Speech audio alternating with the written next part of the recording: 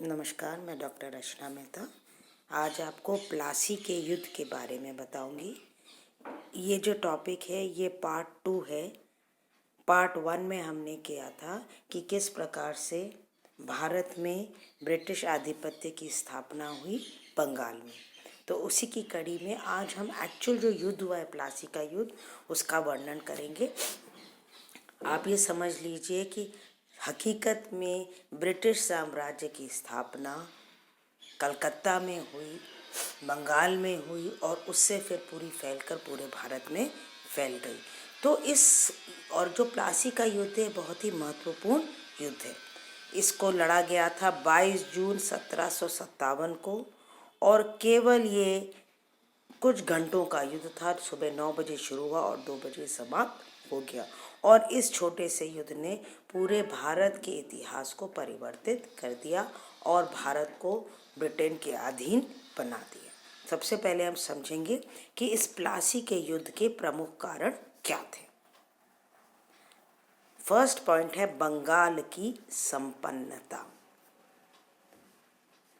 बंगाल जो है वो एक बहुत ही संपन्न राज्य था। गंगा नदी के कारण उसकी जो भूमि थी वो बहुत ज़्यादा उपजाऊ थी, पैदावार बहुत होती थी, इसलिए राजस्व वसूली की दृष्टि से ये एक अत्यंत लाभप्रद प्रदेश था। इसके अलावा औद्योगिक क्षेत्र भी वो बहुत ही महत्वपूर्ण था, क्योंकि वहाँ पर जो सूती कपड़ा है, जो जूट है, वो विश्व व्यापी जाना जाता था। इसी कारण से अंग्रेज़ों ने बंगाल में अपने साम्राज्य स्थापना प्रारंभ की। वैसे भी अगर हम देखें तो अगर 18वीं शताब्दी को समझने की कोशिश करें तो 1707 के बाद उत्तर भारत और दक्षिण भारत में जो महत्वपूर्ण बन गए थे वो थे मराठा, मगर वो बंगाल की तरफ नहीं आ रहे थे। तो बंगाल उस तरह से एक सुरक्षित राज्य था जिस पर आराम से वो राज्य कर सकते थे। फिर बंगाल जो था वो जो एक ऐसा क्षेत्र है जो समुद्र के किनारे बसा हुआ है, और हम सब जानते हैं कि यूरोप में अंग्रेज़ों ने अपने जो नौसेना थी वो बहुत ही महत्वपूर्ण बना रखी थी और उसकी सामुद्रिक शक्ति को सभी यूरोपीय देश मानते थे। तो ये कुछ कारण थे जिसकी वजह से बंगाल पर उन्होंने आक्रमण किया और उस पर विजय प्राप्त करी। दूसरा जो इम्पोर्टेंट है वो है अलीनगर की संधि। हम सब जानते हैं कि अलीनगर की जो संधि हुई थी नवाब और ईस्ट इंडिया कंपनी के बीच में, वो ज़्यादा लंबी नहीं चल सकती थी, क्योंकि नवाब सिराजुद्दौला को इससे किसी भी प्रकार का लाभ नहीं हो रहा था। चंद्रनगर पर अधिकार होने के बाद अंग्रेज नवाब पर संधि की शर्तों का उल्लंघन करने का आरोप लगातार लगा रहे थे और अंग्रेज स्वयं भी संधि की शर्तों को पूरा पालन नहीं कर रहे थे। उन्होंने तो फ्रांसीसियों को हराने के बाद नवाब के विरुद्ध युद्ध की तैयारी भी आरंभ कर ली थी। इसलिए अलीनगर की संधि जो थी वो बहुत ज़्यादा स्थायी नहीं थी। तीसरा है अंग्रेज़ों की साम्राज्यवादी नीति। क्लाइव चाहता था कि भारत में अंग्रेज़ों का साम्राज्य स्थापित हो और इसलिए उसने इंग्लैंड का हाथ बनाया कुछ षड्यंत्रकारी लोगों के साथ, जिसमें था मीर जाफर प्रमुख। उसके अलावा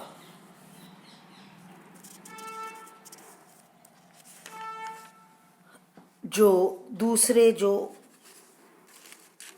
बड़े बड़े अधिकारी थे, जैसे कि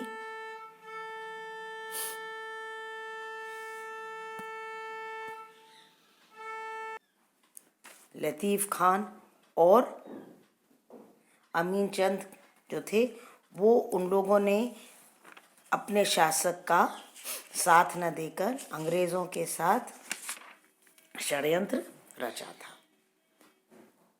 एक और जो पॉइंट है, चौथा पॉइंट, वो है फ्रांसीसियों के प्रति जो नवाब का जो सॉफ्ट कॉर्नर था, उनके प्रति जो सहानुभूति थी वो अंग्रेज़ों को पसंद नहीं आ रही थी। चंद्रनगर के आक्रमण के समय भी नवाब उनके प्रति सहानुभूतिपूर्ण रुख प्रदर्शित कर चुका था। उसकी सेना में भी कई फ्रांसीसी सैनिक और अधिकारी थे, तो इसलिए अंग्रेज़ों को ये आशंका थी कि नवाब कभी भी फ्रांसीसियों की सहायता लेकर अंग्रेज़ों को यहाँ से निकाल सकता है।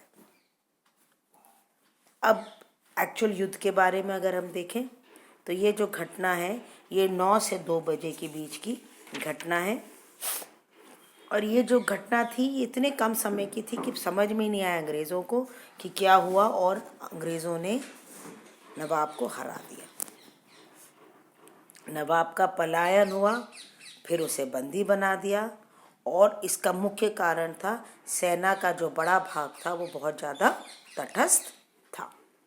अब अगर हम देखें कि नवाब के पराजय के क्या कारण थे, तो उसमें सबसे पहले उसका स्वयं का चरित्र। वह महत्वाकांक्षी था मगर उसमें प्रशासन का अनुभव नहीं था, वह आदमियों को परख नहीं पाता था, और अपनी विशाल सेना के साथ भी वो क्लाइव की छोटा सेना को पराजित नहीं कर पाया। इसका मतलब ये है कि उसमें आत्मविश्वास की कमी थी, वो एक अच्छा कुशल सेनापति नहीं था, इसीलिए वो वहाँ से भागा और फिर उसे मौत का सामना करना पड़ा। उसका जो अधिकारी थे उन्होंने भी उसके साथ विश्वासघात किया।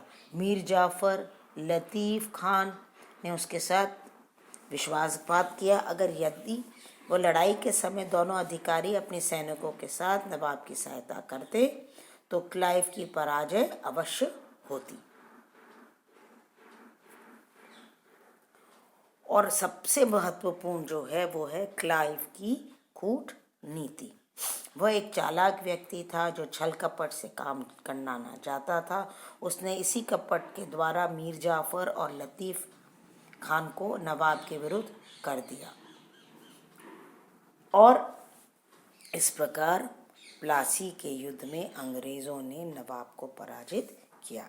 ये जो युद्ध था इसकी बहुत ज़्यादा इम्पोर्टेंस है, और इम्पोर्टेंस तीनों ही तरफ से है, राजनीतिक, आर्थिक और सैनिक। सबसे पहले हम लेते हैं राजनीतिक महत्व। एडमिरल वॉटसन ने कहा है कि प्लासी का युद्ध केवल कंपनी के लिए ही महत्वपूर्ण नहीं रहा, वरन समस्त ब्रिटिश जाति के लिए एक महत्वपूर्ण सिद्ध हुआ। प्लासी में क्लाइव की सफलता ने बंगाल में युद्ध तथा राजनीति का एक अत्यंत विस्तृत क्षेत्र अंग्रेज़ों के लिए खोल दिया। ये कहना था एल्फ्रेड लॉयल ने। और मध्यकाल के एक बहुत ही महत्वपूर्ण जो इतिहासकार हुए सर जदुनाथ सरकार, उन्होंने कहा कि 23 जून 1757 को भारत में मुगल काल का अवसान हो गया और आधुनिक युग का प्रादुर्भाव हुआ, मतलब कि ब्रिटिश काल शुरू हो गया। इस विजय ने कंपनी की प्रतिष्ठा बढ़ाई और उसके बाद बंगाल में एक निरंतर काफ़ी समय तक राजनीतिक परिवर्तन होता रहा। अब दूसरा कारण है आर्थिक कारण, जो बहुत सिंपल है कि जो अगर कोई संपन्न प्रदेश जिसके हाथ में चला जाता है तो उसकी आर्थिक स्थिति बहुत ही महत्वपूर्ण हो जाती है। नवाब का बंगाल बहुत ही संपन्न क्षेत्र था और इसने अंग्रेज़ों को भी बहुत संपन्न कर दिया। यहाँ तक कि क्लाइव की जो व्यक्तिगत आर्थिक लाभ था वो भी बहुत ज़्यादा हो गया। और जब 35 वर्ष की उम्र में जब वो इंग्लैंड वापस लौटा तो एक रईस की तरह रहा, क्योंकि उसके पास बहुत ज़्यादा पैसा आ गया था। इसके अलावा तीसरा है सैनिक महत्व, और सैनिक महत्व यह है कि इससे यूरोपीय सैनिकों के सामने भारतीय सेना की कमजोरी साफ दिखी। जैसे मध्यकाल में मुगलों ने भारत के शासकों को पराजित किया अपने गोले बारूद से। पानीपत का युद्ध प्रथम जो युद्ध था वो हमें बताता है। उसी प्रकार से अब अंग्रेज़ों ने कि सुप्रशिक्षित यूरोपीय सैनिकों ने विशाल भारतीय सेना को आराम से हरा दिया। तो एक तरह से प्लासी की वजह से भारत में अंग्रेजी राज्य की नींव पड़ी। धन्यवाद।